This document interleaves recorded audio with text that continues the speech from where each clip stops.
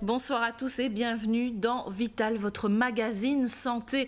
Aujourd'hui, on va aborder les seniors, les personnes âgées, leurs difficultés durant cette crise sanitaire. Et pour en parler, Philippe Malburny, rédacteur en chef d'RTC, et moi, nous avons le plaisir de recevoir sur ce plateau Nicolas Berg. Merci d'être avec nous, Nicolas. Bonsoir.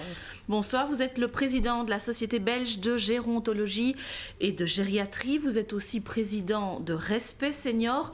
On va détailler tout cela dans un instant. Vous êtes avec nous pour répondre aux questions des téléspectateurs. Philippe, qu'est-ce qu'on leur a demandé cette semaine? On a demandé aux téléspectateurs quelles étaient leurs inquiétudes concernant les personnes âgées, comment est-ce qu'ils pouvaient avoir envie de les aider à traverser cette crise. On a eu des réactions, on a eu des questions et on va aborder tout cela durant 35 minutes ensemble. Beaucoup de questions. Bonsoir. On a déjà pas mal de questions qu'on a mis de côté, bien entendu, mais on attend aussi vos questions sur la page Facebook de l'émission. Nous sommes en direct pour l'instant. Un petit rappel au niveau de la modération. Voilà, on attend vos questions. Pas d'attaque personnelle, pas non plus d'insultes ou de complotisme, s'il vous plaît. On a envie de faire cette émission de manière détendue, mais de répondre aussi à vos questions. Et je pense que, il y a des personnes âgées, il y a des seniors qui nous suivent aussi. Elles ont envie d'avoir des réponses à leurs questions. Il y a des familles aussi qui sont inquiètes, donc ça vaut la peine de se concentrer sur ces questions et d'essayer d'y répondre dans le temps imparti, évidemment. Voilà, 35 minutes devant nous. Je propose avant tout peut-être de placer le contexte. Et on a vu Christy Moréal, la ministre de la Santé tout à l'heure. On lui a posé une question au sujet des tests salivaires par rapport au personnel dans les maisons de repos.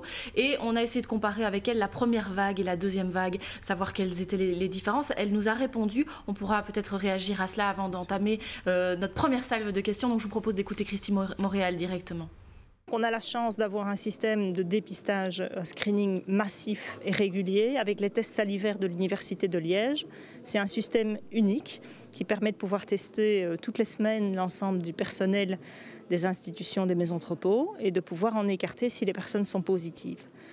Les premiers résultats sont concluants puisqu'on a déjà trouvé des personnes qui étaient positives alors qu'elles n'avaient pas de symptômes et qui ont pu directement s'isoler et éviter de contaminer d'autres personnes. Par rapport aux résidents eux-mêmes, cette deuxième vague, est-ce que vous estimez qu'on a pu quand même limiter la propagation par rapport à la première vague où il y avait moins de contrôle ?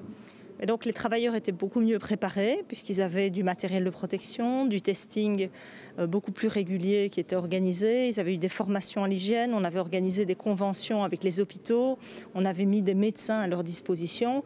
Et donc on a pu aussi organiser des réponses plus rapides qui ont permis sans doute que la maladie se propage de manière moins grave que ça n'a été le cas à la première vague. Néanmoins, on se rend compte que le virus est vraiment insidieux puisque malgré les équipements de protection, il rentre. De l'importance d'agir en amont. Plus on est prudent dans la population en général, plus on évite aux personnes fragiles d'en décéder puisqu'on sait bien qu'elles sont les premières victimes de ce virus. Voilà, Nicolas Berg, est-ce que les choses ont été mieux appréhendées lors de cette deuxième vague dans les maisons de repos, justement? Mais certainement, parce que d'abord, il n'y a pas eu d'effet de surprise comme lors de la première vague, où là, le premier problème, c'est qu'on manquait de matériel, et que, manquant de matériel, il y a eu, par exemple, pas assez de visites médicales. Beaucoup de choses ont été faites par téléphone, ce qui a peut-être généré parfois des prises de décision un peu compliquées. Et donc, cette fois-ci, première chose, on a du matériel. Deuxième chose, on a beaucoup plus de médecins traitants qui continuent à aller dans les maisons de repos. Et c'est une bonne chose parce que tout qui a de la fièvre ou tout qui tousse n'a pas forcément le Covid. Et de savoir ce qu'il faut faire, que ce soit le Covid ou pas le Covid, mais ce qu'il faut faire, donc la présence des médecins est vraiment nettement améliorée. Et la troisième chose, c'est quand même qu'on a amélioré la prise en charge des patients Covid. On sait maintenant qu'il faut leur donner de la cortisone dans certains cas, ce qu'on n'a pas fait à la première phase. Et l'hydrochloroquine, on n'en parle plus du tout parce qu'on sait qu'elle était inefficace. Pendant la première vague, aucun médecin ne rentrait dans les maisons de repos? Très peu. Au fait, il y avait les médecins coordinateurs de maisons de repos qui ont continué à y aller. Et certains ont été vraiment exemplaires et remarquables.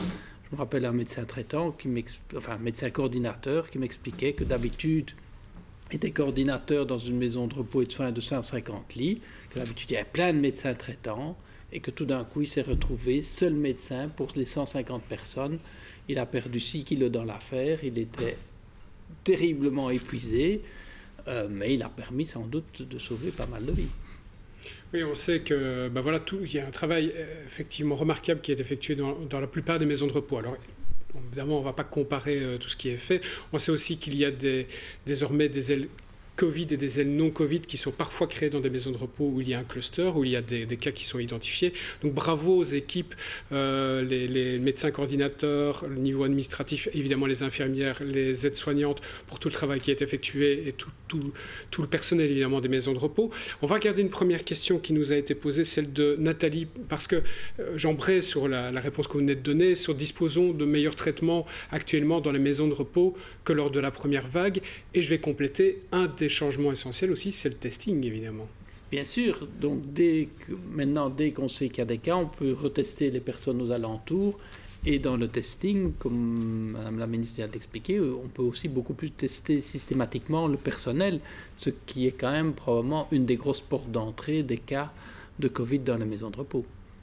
C'est vrai qu'il n'y avait rien de cela lors de la première vague, donc on sent malgré tout une amélioration dans cette gestion et ça soulage un petit peu, j'imagine. Donc par rapport on peut poser la question aussi de Sophie. La gestion de la crise ne va-t-elle pas à l'encontre du respect de la personne âgée? Prôner la protection de la longévité est-elle inappropriée? Combien troqueraient un jour ou un mois de leur vie pour le réconfort d'un proche? Alors ça, c'est vraiment le débat qui revient à chaque fois par rapport à l'isolement des personnes âgées. On a eu beaucoup de remarques allant dans ce sens. Alors, première chose, c'est que quand on parle des personnes âgées et du Covid, on parle essentiellement des maisons de repos. Il faut savoir que l'immense majorité des personnes âgées continuent de vivre à domicile et pas du tout en maison de repos. Maintenant, que ce soit l'un ou l'autre, se pose le problème, une personne âgée a-t-elle effectivement envie de courir certains risques et se dire, tant pis, j'attrape le Covid, mais moi je veux continuer à avoir une vie sociale. Alors je crois que c'est un problème qui peut se poser à tout âge la société des individus, mais qui est plus marqué parce que parfois ils ont un réseau social qui est devenu assez restreint.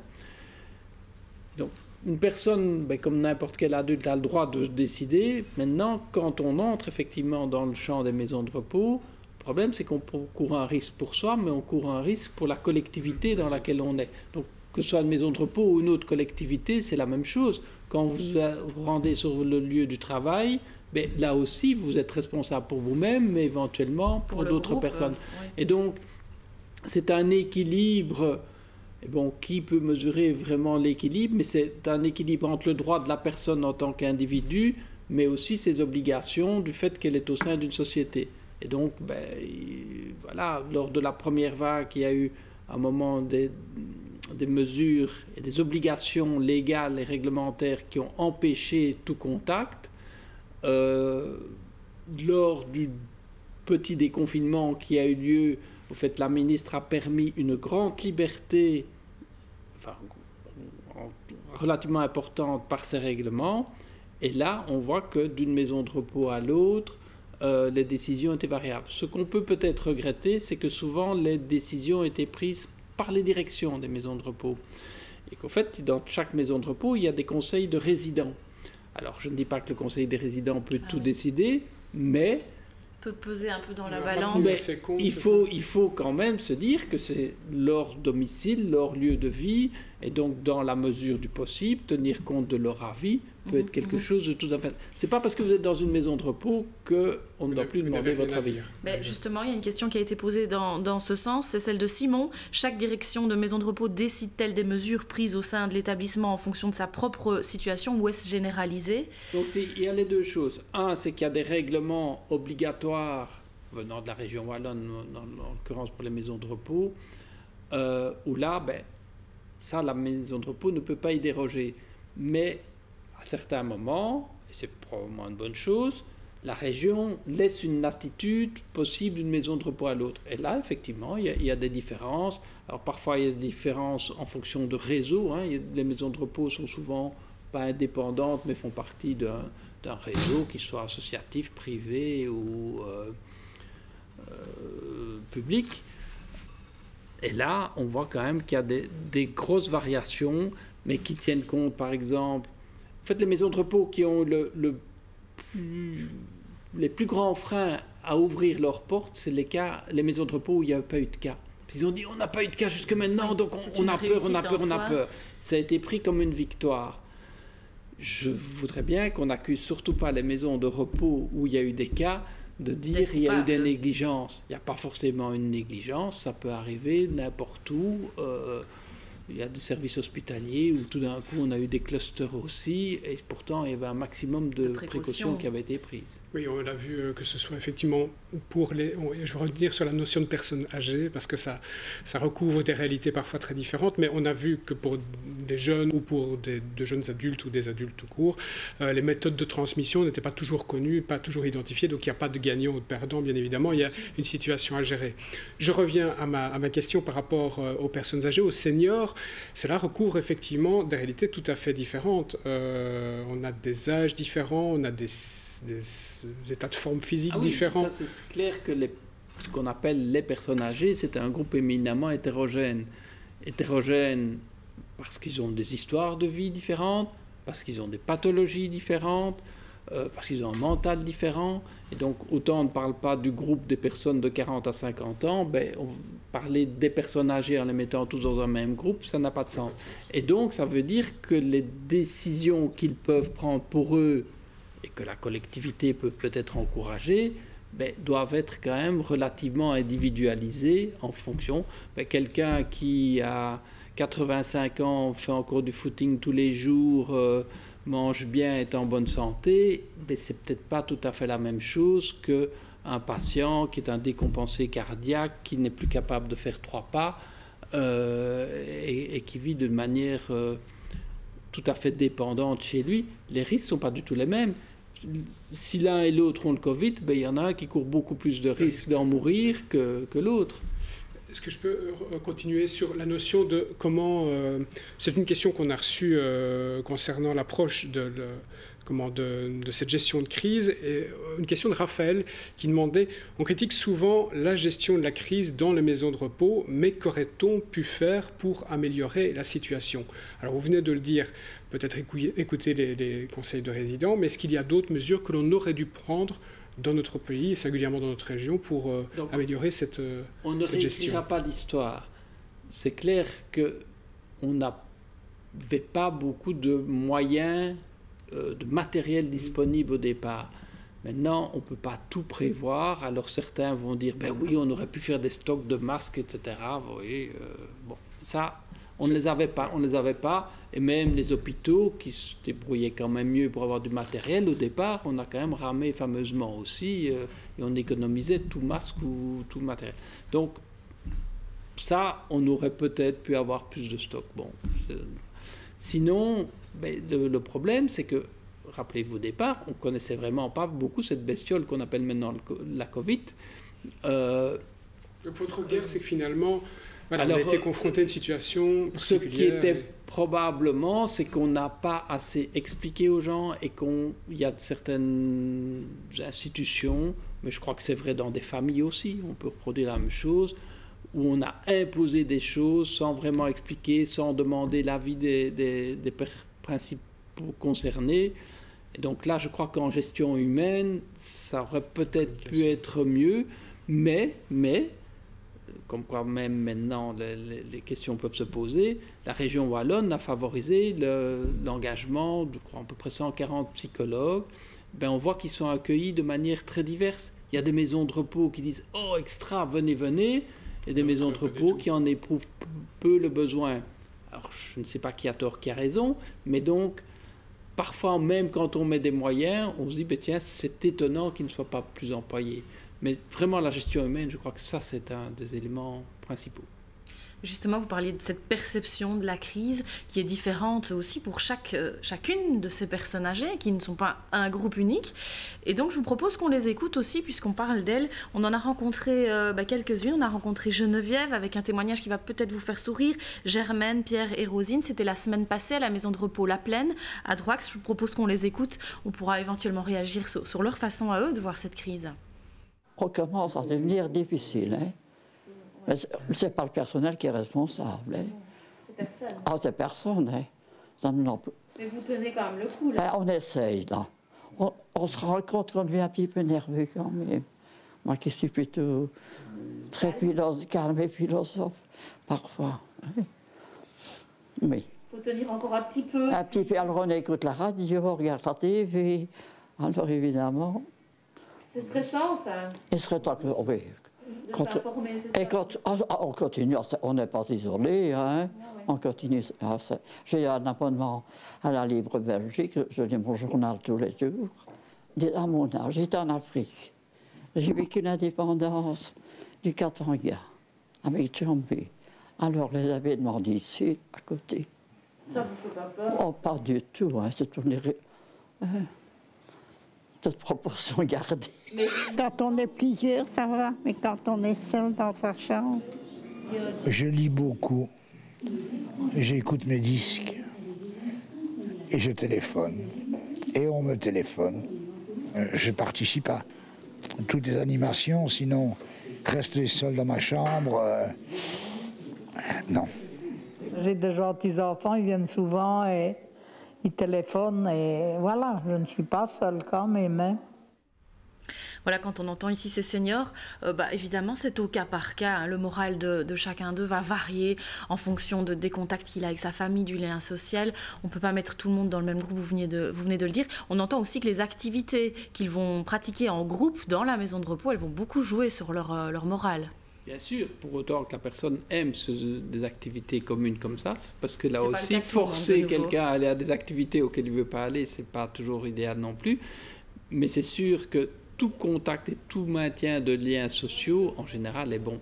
Et donc, ce n'est pas parce qu'une famille ne peut pas rendre visite, qu'elle ne peut pas téléphoner, qu'elle ne peut pas se manifester. Il y a des institutions aussi où ils peuvent apporter, par exemple, des aliments, ce qui est culturellement quand même quelque chose d'important. Donc, je crois que vraiment la chose essentielle, c'est de continuer à encourager, de dire qu'on est là, qu'on ne rompt pas le lien. Va se poser le problème, entre autres, pour les fêtes de fin d'année.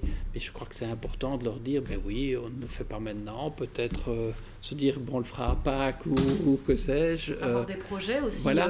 Pour la suite. De rester, ça c'est quelque chose de vital, c'est de ne pas rester dans le constat de ce qui est difficile maintenant. Et comme vous le dites, de se projeter dans l'avenir en se disant qu'il y a des moments qui seront meilleurs dans la suite. Oui. Je précise tout de suite, on est conscient que dans certaines structures, on ne peut pas apporter de colis, que parfois c'est tout à fait fermé. Hein, donc, variable d'une structure à l'autre. Exactement. J'ai plusieurs questions à vous proposer.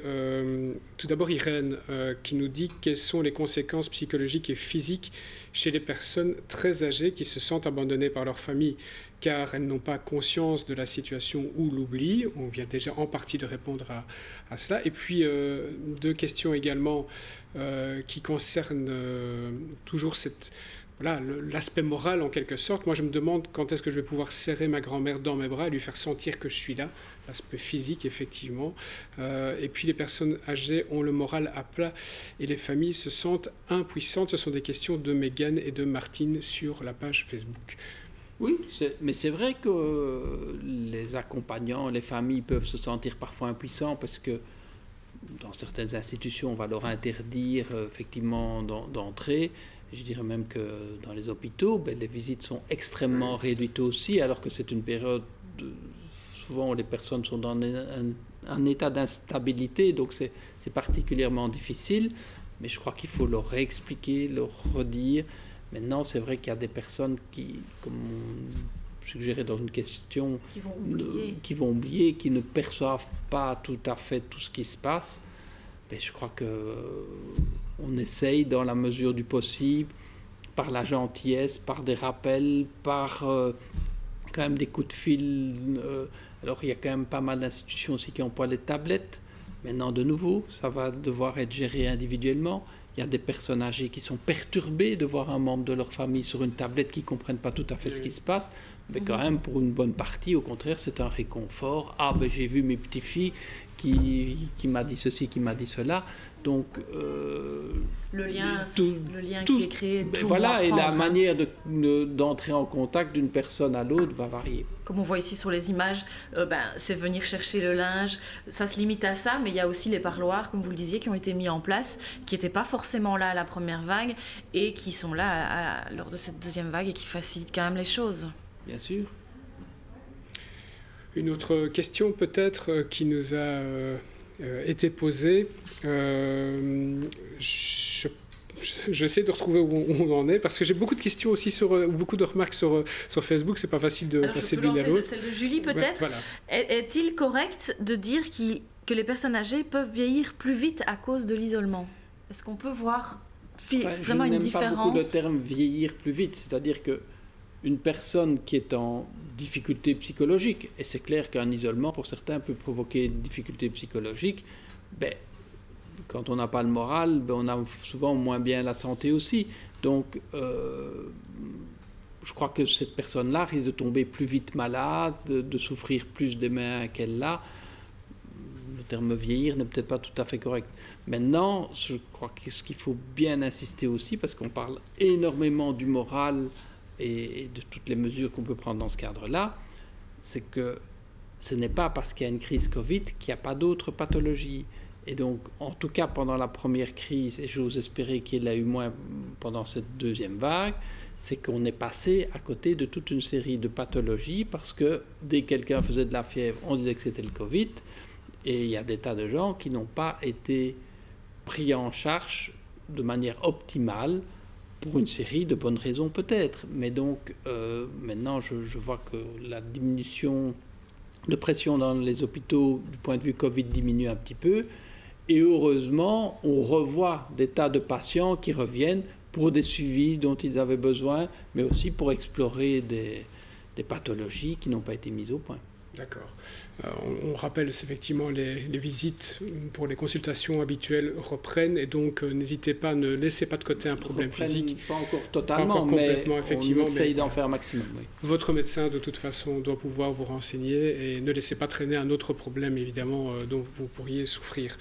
Ça c'est valable pour toutes les tranches de la population bien entendu.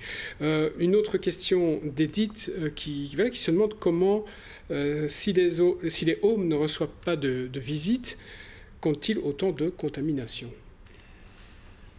Mais parce que c'est une maladie extrêmement contagieuse et donc ils n'ont pas de visite de famille, encore que faut nuancer d'une institution à l'autre, mais ils ont quand même leur personnel qui rentre. Et le personnel peut être contaminé et peut-être être une personne relativement peu symptomatique, voire asymptomatique. Donc il y a des gens qui sont porteurs du virus, qui ne le savent pas, qui n'ont pas de symptômes ou très peu, et puis qui vont travailler.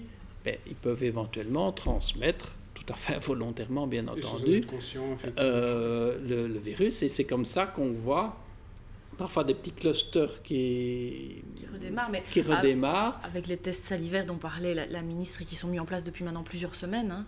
Oui, donc on diminue les risques. Maintenant, on ne fait quand même pas un test salivaire à tous les membres du personnel tous les jours. Voilà. Donc, il y a toujours des petites portes d'entrée possibles. Oui. Mais c'est relativement mieux maîtrisé quand même que lors de cette première vague.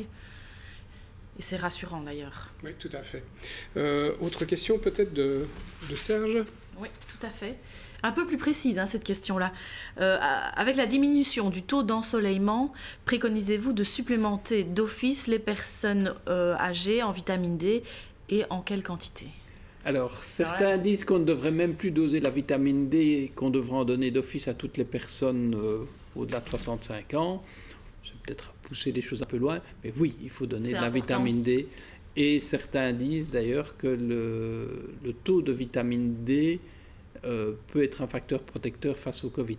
Donc oui, je crois que pratiquement toutes les personnes d'un certain âge doivent prendre de la vitamine D. Maintenant, quand on fait des prises de sang chez les jeunes, un bon nombre devrait en prendre aussi. Oui. Alors, une des doses classiques, c'est une ampoule de 25 000 unités par jour. Par semaine. Ou bien alors, il existe des comprimés où effectivement, on donne à peu près 1000 unités par jour. Enfin, il y a différentes techniques d'en prendre, mais ça, les médecins traitants connaissent très bien. Une autre position qu'on avait envie de donner dans cette émission, c'est Daniel qui nous disait « Laissez vivre nos aînés et laissez-les voir leurs proches. C'est leur seule raison de vivre, au lieu de les enfermer dans une solitude qui est en train de les tuer. » Alors, de nouveau, il y a au moins deux cas de figure. Il y a les maisons de repos, les MRS, et puis il y a les personnes qui sont à domicile aussi. Ce n'est pas sûr que ce soit moins pénible pour une personne isolée à domicile, parce que dans une maison de repos, il y a au moins les visites du personnel, éventuellement d'autres résidents, et il y a des personnes âgées qui ont quand même peur pour leur santé, qui respectent très bien le confinement, et qui font qu'elles voient fort peu. Et donc là, ce qu'on peut espérer pour elles, c'est qu'il y ait quand même un réseau social, familial ou autre, qui fait qu'ils entrent quand même en contact par téléphone, et d'essayer de maintenir. Et vous avez parfois, je sais pas moi, des caissières ou des caissiers dans des grandes surfaces qui disent ben oui, on voit bien qu'il y a des gens qui nous parlent beaucoup plus parce qu'on est devenu leur seul contact, puisqu'ils respectent les mesures, donc les seuls contacts qu'ils ont, c'est dans les magasins. Et donc, dire que ce qu'il faut faire, de nouveau, c'est un rapport bénéfice-risque, mais surtout, peut-être, commençons par écouter les personnes âgées. Je peux vous garantir qu'un grand nombre sont très prudentes pour elles-mêmes et n'ont pas envie d'aller courir des risques, même si ça leur tombe dur. Oui. Et petite question, est-ce que dans d'autres pays, la gestion de la crise par rapport aux maisons de repos ou aux personnes âgées a été vécue différemment? Donc ça, on voit que c'est est-ce qu'il y a des grosses hétérogène. différences? Maintenant, je crois que pour savoir quelle était la bonne gestion, rendez-vous dans 2 ou 3 ans. Oui. Parce que regardez des pays qui ont été encensés comme au départ, comme la Suède, maintenant on dit c'est peut-être un des pays les pires. Donc ce qu'on croit être la bonne mesure, il faut vraiment la décortiquer sur le long terme. Une des choses qui nous dira si un pays a bien géré les choses ou pas, c'est l'augmentation de la mortalité par rapport à l'habitude. À ce qu'on a, on a une surmortalité. Mais la surmortalité, elle peut être due au Covid, mais elle peut être due aussi si on a mal géré les autres pathologies courantes. Et donc, il y a vraiment tout un équilibre à faire. Et ça va demander des analyses statistiques qui ne peuvent être faites qu'a posteriori. Une question de Pierre maintenant que je vous propose. Effectivement, ça parle du stress en quelque sorte. On voit des personnes âgées garder leur masque même quand elles sont seules chez elles, que ce soit dans leur chambre, effectivement, en MRS ou bien à domicile quand elles sont chez elles. Ce stress-là n'est-il pas beaucoup trop intense pour elles ? Alors, si elles gardent leur masque tout le temps, c'est probablement qu'elles ont un état relatif de stress. Maintenant, on peut se poser la question aussi si pour elles, avoir un masque est forcément anxiogène. C'est rassurant, c'est ça que vous voulez dire. Il y en a qui, à la limite, portent leur masque et au bout d'un temps, je peux vous dire que pas mal de soignants, je ne parle pas du même stress là, mais on a le masque et au bout d'un temps, on a tellement l'habitude de l'avoir que on sort et même à des moments où on ne doit plus l'avoir, on continue à le porter. Donc, oui, c'est clair qu'il y a une anxiété, je ne vais pas dire le contraire, mais il ne faut peut-être pas surinterpréter non plus. Et je crois que souvent, la personne qui garde son masque à des moments tout à fait inutiles, il peut avoir le côté rassurant, mais il peut avoir le côté oubli simple aussi. Si la personne a envie de se rassurer elle-même, ma foi. Oui. Donc je vais au-delà, ça veut dire que n'interprétez pas pour elle, posez-lui la question, demandez-lui pourquoi elle le garde ou... Ah, mais ça, c'est un des gros dangers pour tout âge, mais spécialement pour les personnes les plus fragiles et les plus âgées, c'est qu'on prend les décisions ou qu'on interprète tout ce qu'elles font pour elles. Alors que, bon nombre peuvent quand même tout à fait vous répondre, tiens, avez-vous envie de ceci, avez-vous envie de cela, mais parfois on décide pour elles. Encore une question un peu plus technique de Julien. Pouvons-nous nous fier à une perte significative du poids de nos personnes âgées comme indicateur spécifique d'un syndrome de glissement ou de la perte de l'élan vital? Quand faut-il s'inquiéter? C'est vrai qu'on a beaucoup entendu ce terme. Donc, d'une manière générale, il faut absolument suivre le poids des personnes âgées. C'est un indicateur quand ça varie, vers le haut, vers le bas, qu'il y a quelque chose qui se passe. Vers le haut, ça peut être à la limite qu'on accumule de l'eau, quand on a des compensations cardiaques. Vers le bas, c'est sûr que ça peut être un élément dépressif, mais ça peut être aussi parce qu'on a une pathologie. Les pires des cas sera un cancer, des choses comme ça. Donc, il y a beaucoup de causes à l'augmentation ou à la perte de poids. La dépression peut être... Mais vous savez comme moi qu'il y a des personnes qui, quand elles dépriment, se mettent à manger plus et grossissent. Donc, je crois qu'il faut une variation de poids justifie certainement qu'on explore pour voir pourquoi elle a perdu du poids. Et c'est clair que la déprime peut être une des causes de perte de poids. Mais ce n'est pas la seule. Donc à l'hôpital, dans les services, c'est un élément vraiment essentiel que l'on suit. Dans tout service de gériatrie, c'est clair que les gens sont pesés une fois par semaine, mais ça, c'est un court séjour, donc c'est pas... Mais dans beaucoup de suivi en médecine générale, avoir un poids, il ne faut pas en faire une obsession, mais si vous... Il y a des gens qui se pèsent chez eux, ça c'est le plus facile. Mais sinon, s'ils sont pesés une fois tous les 6 mois, voilà, il ne faut pas non plus être branché tout le temps et rechercher de la pathologie à tout azimut tout le temps. Mais un suivi régulier du poids est un élément précieux. Et c'est vrai qu'en tant que gériatre, nous parfois on râle parce qu'on cherche un poids antérieur et on suit pour le trouver. Et donc on manque un peu de comparaison. Mais c'est un élément vraiment important. On a pas mal de questions, mais parfois on y a déjà répondu. Donc je tiens tout de suite à dire que l'émission, vous pouvez la revoir sur rtc.be, bien entendu, dans la section à revoir. On peut réécouter les réponses qui ont été apportées. Une question de nouveau qui nous avait été envoyée, qui concerne plus spécifiquement cette période dans laquelle on va arriver. C'est une question de Caroline. Oui, on arrive aux fêtes de fin d'année. C'est un moment où d'habitude on se retrouve en famille justement. Comment briser la solitude pendant les fêtes de Noël de nos seniors ? Mais je crois en tentant de leur apporter le réconfort maximum, que ce soit en leur faisant parvenir des choses. Bon, je sais bien qu'il y a des institutions où on n'autorise pas vraiment les paquets, les cadeaux, la nourriture, mais c'est variable d'un endroit à l'autre. Mais quand c'est à domicile, de nouveau, même s'il n'y a pas des visites, c'est pas pour ça qu'on ne peut pas témoigner de l'attachement, de l'affection. Vous savez, dans les familles nombreuses, on se dit, on ne va pas pouvoir se réunir, mais si la grand-mère reçoit déjà un coup de fil de toutes les personnes qui étaient à la fête, elle aura sa soirée quand même bien occupée aussi. Voilà, ça ne remplacera pas évidemment la fête familiale.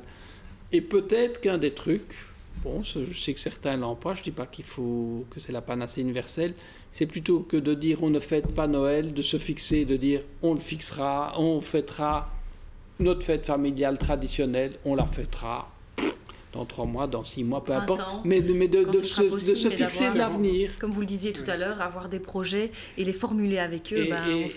Et de dire on ne fait pas Noël, on reste dans du négatif, et de dire on fera Noël à Pâques, enfin, c'est un peu absurde, mais bon, là on apporte une solution. Bah, c'est un bon conseil en tout cas à retenir, et ça c'est je pense valable pour toutes les tranches de la population. Bien sûr. Au final. Alors, il y avait aussi une question de Vinciane, on en a touché un mot tout à l'heure concernant les nouvelles technologies. Comment conserver le lien social avec les personnes qui ne maîtrisent pas les technologies, effectivement. Voilà. Ça reste maintenant, il y a la technologie qu'on emploie seule et la technologie qu'on emploie aidée. L'exemple que je citais là tantôt d'emploi de tablettes, si on doit demander à certaines personnes de manipuler la tablette, etc., ça ne va pas forcément aller. Et donc, que ce soit à l'hôpital, que ce soit dans les maisons de repos, c'est par exemple le rôle de kiné, d'ergothérapeute, de logopède, qui vont et qui, au fait, gèrent tout l'aspect technique. Comme ça, la personne âgée, le résident, profite simplement du contact. Maintenant, il y en a où même la compréhension que c'est une tablette est un peu compliquée. Maintenant, à domicile, c'est sûr que c'est un peu plus compliqué. Et par exemple, dans certaines maisons de repos, au départ, quand on avait mis les vitres en plexiglas, le problème, c'est qu'il fallait communiquer par une espèce de téléphone. Et parfois, pour certains, ça a été compliqué de comprendre ce qui se passait. Voilà. Et donc, il faut s'adapter. Quand on est en milieu où il y a d'autres personnes, il peut y avoir du personnel qui favorise et qui essaye de neutraliser les difficultés techniques. À domicile, peut-être qu'il faut se contenter à ce moment-là de moyens simples, plutôt que de vouloir demander à une personne qui n'a jamais utilisé un PC de commencer à le faire, de téléphoner. Et ça, Il y a quand même plus de personnes qui savent s'en servir. Oui. Et ça évite, parfois le personnel est déjà très très occupé dans les hôpitaux, dans les maisons de repos. Donc, voilà, c'est un peu compliqué, effectivement. On arrive à la fin de cette émission. Malheureusement, on ne pourra plus poser de questions. On aurait voulu que ça se prolonge encore. Merci en tout cas, Nicolas Berck, d'avoir été avec nous. On va retenir vos conseils, faire des projets, maintenir le lien social. Vous avez dit aussi quelque chose d'important, ne pas interpréter les propos des personnes âgées et essayer quand même de les écouter, d'écouter leurs propres besoins et qu'ils les expriment eux-mêmes. Et dans la mesure du possible, aussi garder les joies de la nourriture. Voilà, on va essayer de retenir ces 4 conseils, ce sera déjà un bon début. Merci à tous les deux et merci donc de vous être prêtés au jeu des questions. Merci. Philippe, on clôture. Respect Senior, un numéro de téléphone, 0800 30 330. On a envie de vous le donner, que ce soit pour aujourd'hui ou pour demain ou pour un peu plus tard. C'est un numéro de téléphone que vous pouvez composer si vous posez des questions aussi au respect des personnes âgées, des seniors. Et on les embrasse et on embrasse les équipes aussi qui travaillent. Voilà. Excellente soirée à tous et prenez soin de vous.